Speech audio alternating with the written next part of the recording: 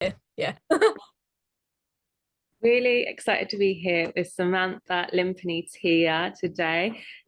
Samantha runs Feline Fine Behaviour. I met Samantha at University of Edinburgh where we were both doing a course in clinical animal behaviour. We're going to be talking about the research that Samantha did. It's very exciting and to help cats. So how are you today, Samantha? I'm not bad, thank you, Lisa. Thank you so much for inviting me onto your podcast. This is a Oh, new no, one. it's great to have you here. Thank you. So, could you tell everyone a bit about what you do? Because you work in a referral centre for kitties.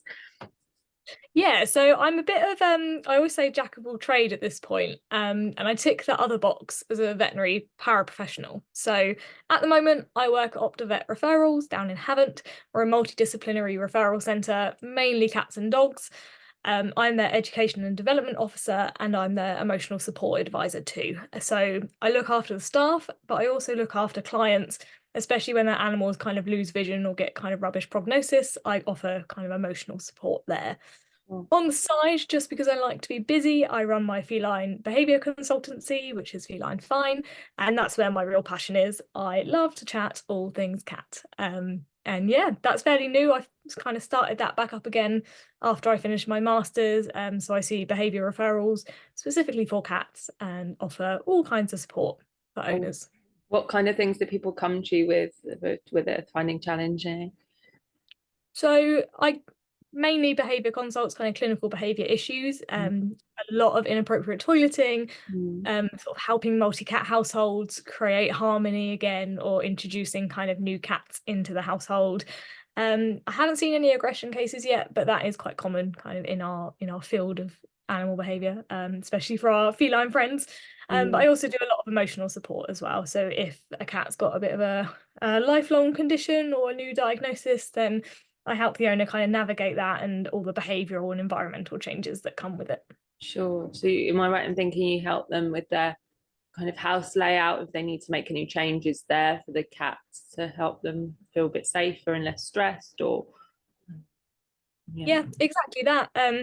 My cat's got the zoomies, so I feel like she's going to jump in and meow at any second. Please excuse me.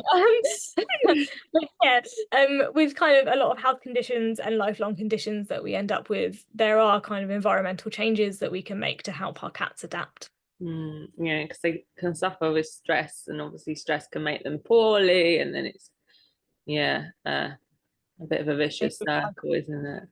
And Yeah, then exactly that. can hide pain a lot. Um, Oh yeah, they are masters of yeah, secrecy. yeah, Um, it's scary, isn't it? Bless them.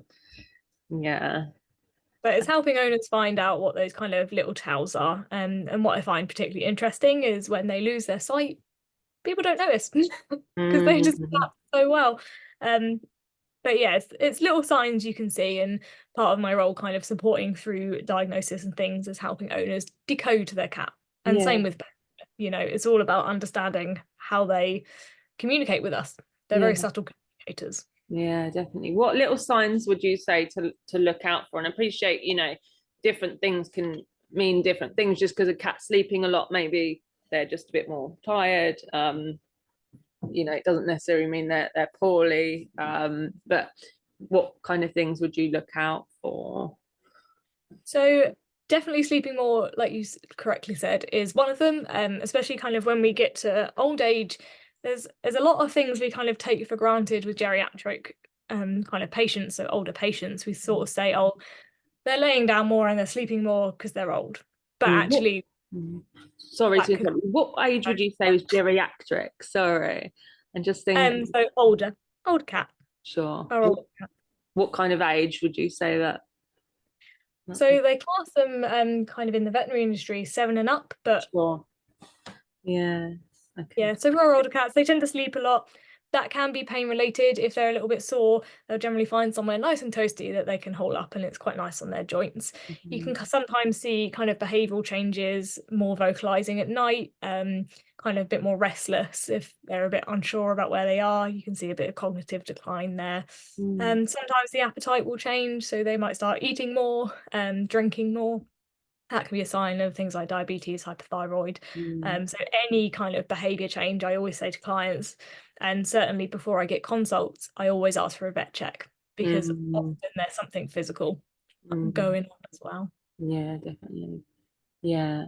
Monitoring kind of their life stages, I think can be quite helpful. Kind of they're 7 now, and monitoring what they're eating, um, Yeah, checking that, and letting any kind of cat sitters or anyone looking after them know what's usual yeah, and unusual for them.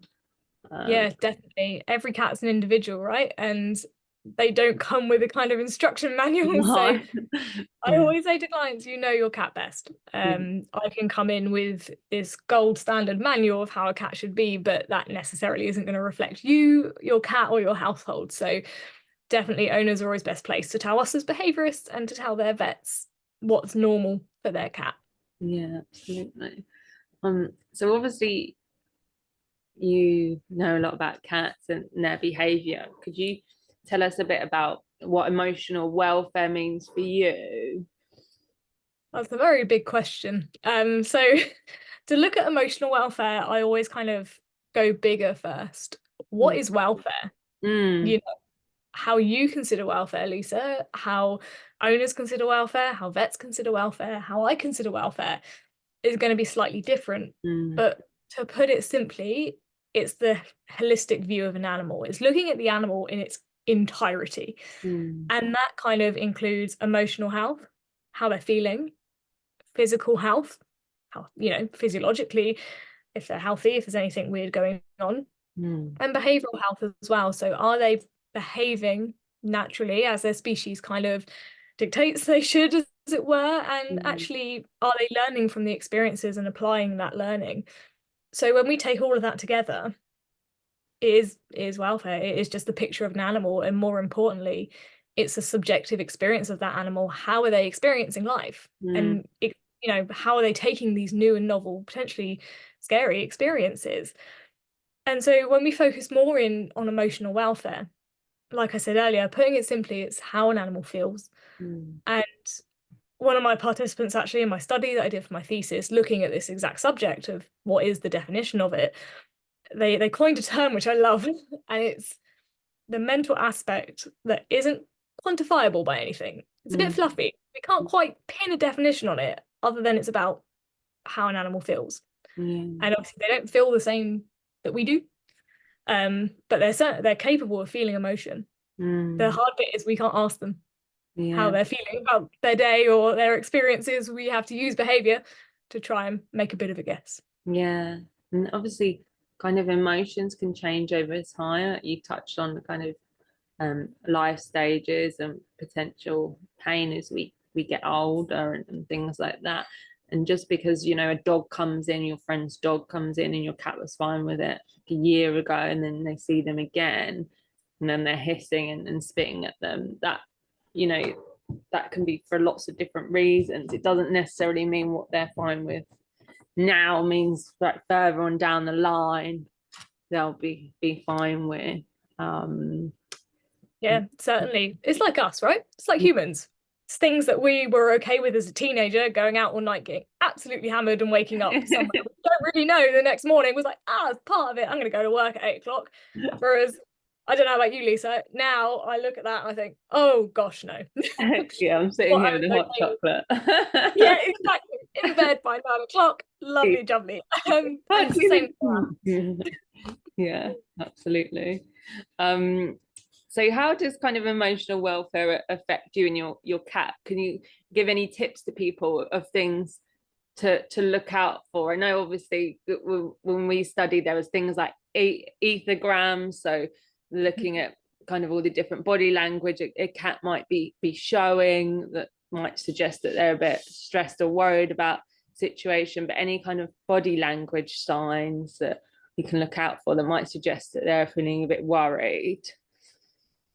So again, it's decoding a cat, isn't it? And there's a couple of ways to decode a cat. We can look at individual parts of the body, but what's really important is we look at it as a whole and we look at the context that we're seeing it in. Mm, So with our cats, definitely their ears tell us a lot. If their ears are kind of orientated slightly backwards, that's generally a bit of a concern. You'll sometimes see them they'll kind of be crouched on all fours, their body will be all tucked in, but they won't be loafed, you know, their legs won't be down, they'll be kind of primed and ready to go. They'll often orientate themselves away from something they find inherently stressful or kind of anxiety inducing. So their neck will kind of be crouched in and they'll generally kind of turn away. So at the vet, sometimes you'll see cats kind of in their kennel, and we might see this at home as well, and they'll just be facing the corner and you think, what are you doing? You're just sitting in the corner. But they're doing what I call an owl, like close my eyes and pretend this isn't happening and just orientate myself away. And certainly with our cats at home, if they're kind of subject to anything they find stressful, whether that's a new stressor for them or something they've experienced a lot, they will take themselves away from it. Cats don't often turn to conflict. They are generally avoid as opposed to fight. And you'll only see a cat kind of reach to the point where they're trying to repel you if it's got quite desperate. So definitely look for those subtle signs. And again, as a behaviorist, the main thing I look at is what in their routine has changed. Has something about their behavior, their daily pattern, what's slightly amiss? And that could be something simple like, I don't know, building works, or I don't know, maybe a cat in a new neighborhood coming into their garden a lot, them seeing them from the window.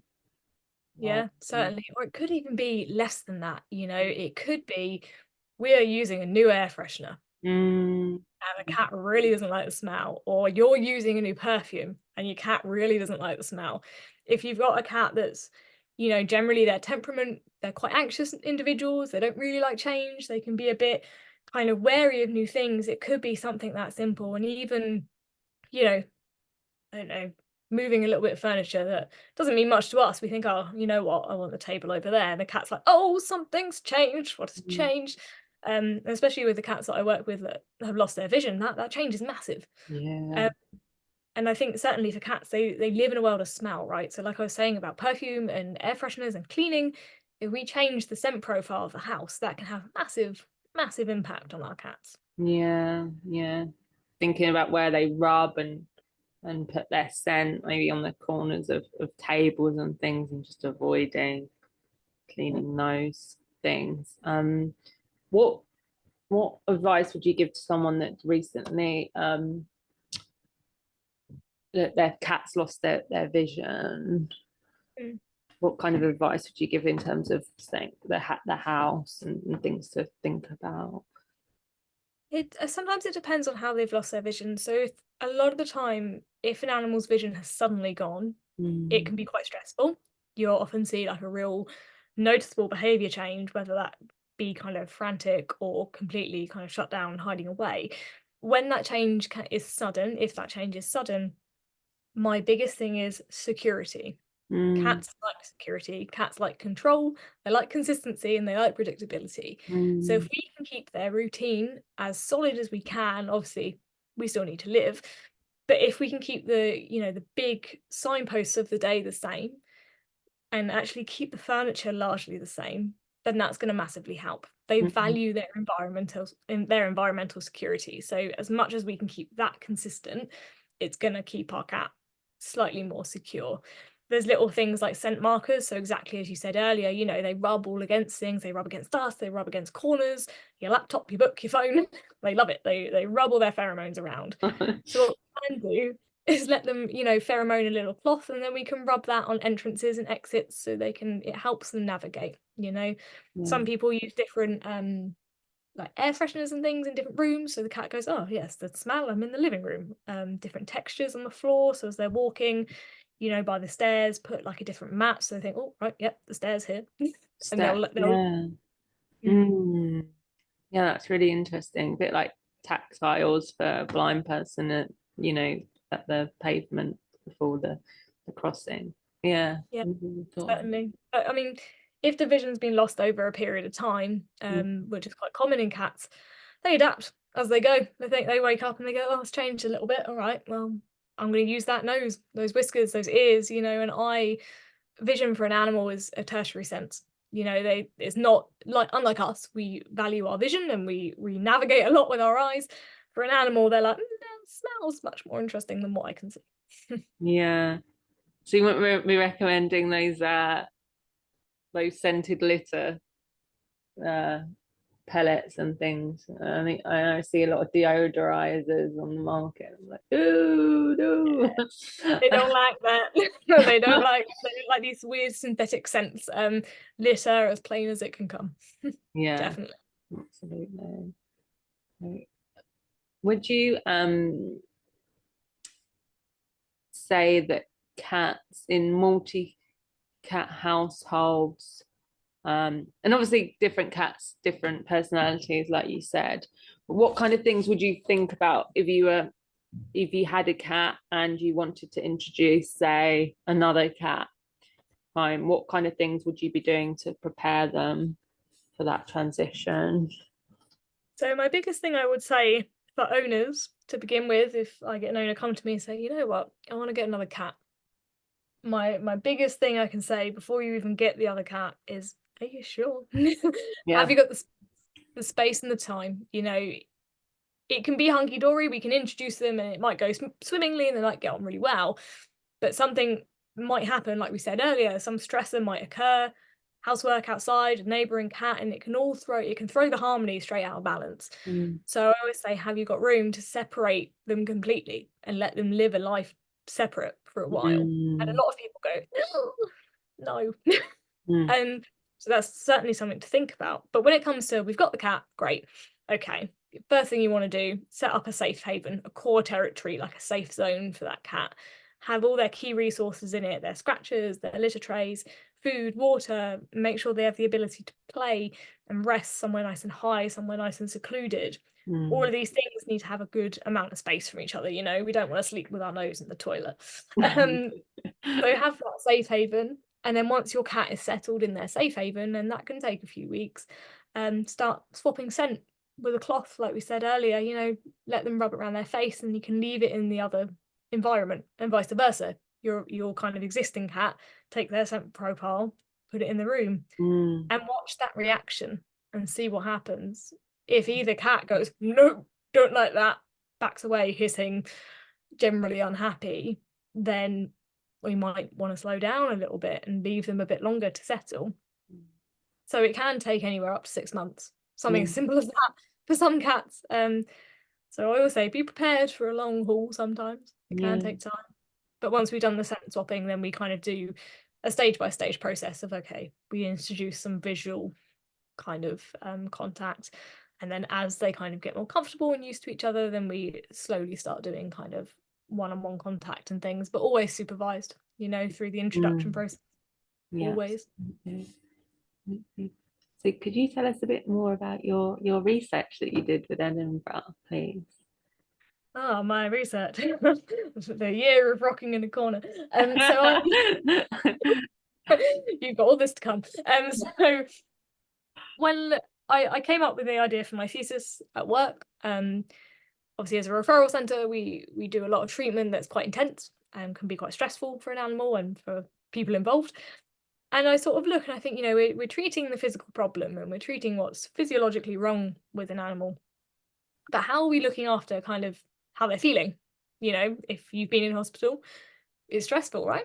It smells weird, people you don't know, the food is disgusting, like it's all very stressful. And it's the same for our animals. And when I spoke to the nurses and the vets kind of anecdotally, and it was like, well, we kind of think about it, you know, naturally, we try and make sure they're not stressed, but we don't really know. And there's no kind of framework to look after emotional welfare. We've got frameworks to look after pain and to ensure the animal's not painful, but we don't really have anything for the mind, you know. And that got me thinking, so what does emotional welfare mean to this industry? You know, do we even think about it? So I kind of interviewed some vets and some nurses with that question of, what is emotional welfare to you and how do you integrate it into your practice? And it was really, really interesting. Largely what I found is we know about it, we know it's important as professionals, we know animals can feel, we know they're sentient, we know that emotional well-being and, you know, making sure their stress levels are low is important. What the challenge that we have as an industry is balancing, you know, fixing the problem, making sure the animal's going to be healthy again, but making sure that we don't kind of drift into the realms of incredible stress for these animals, a lot of distress that can potentially have lifelong implications. You you know, we always need a little bit of stress in life. It's adaptive. Yep. It's there to keep us safe. Where it becomes an issue is if that what's stressing us is uncontrollable and constantly there, we're constantly exposed to it, it rounds into distress, and Yeah. that's where we get the problem. Absolutely. So yeah, that was it really. It was just a bit of a social fact-finding mission of looking at, okay, so what are we thinking about this? Where does this place in our industry right now? And then from there, hopefully, what I'm aiming to do through my veterinary career is see if we can integrate a protocol in place to look after the emotional welfare of our patients. That's and exciting.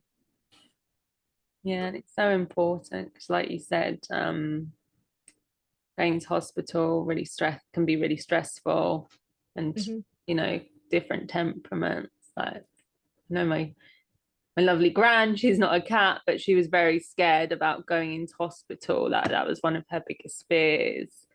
But obviously, you know, you can talk to her, and you can spend time with her, and you can help ease her. But with a cat, you can't. We talk in a different way, right? Yeah, you can't say it's gonna be okay. You know, well, you can say that, but they won't know what you mean. So yeah, no, but that's our job. That's our job, Lisa. Is we find a way to help owners communicate with their animals, and as behaviorists, that's what we do. Is we help them decode, and then we help them talk back. Absolutely. That's the best. Yeah, with our behavior and our actions. Yeah, absolutely. Amazing. Thank you so much. So Samantha's on Instagram. Where can we find out about you on Instagram? What's your tag? So I am Feline Fine _behaviour, and that is me. Okay, I'm not overly active on my socials. I'm a bit naughty and a bit ad hoc. But generally, my DMs are always open, right? If you've ever got any questions about how on earth you decode this mysterious little wildcat that lives in your house, then I'm always open. Drop me a line anytime. Amazing. Thank you so much, and thanks for all the cats for what you're doing for them. Thanks for having me, Lisa. All right, take care. Bye. Bye.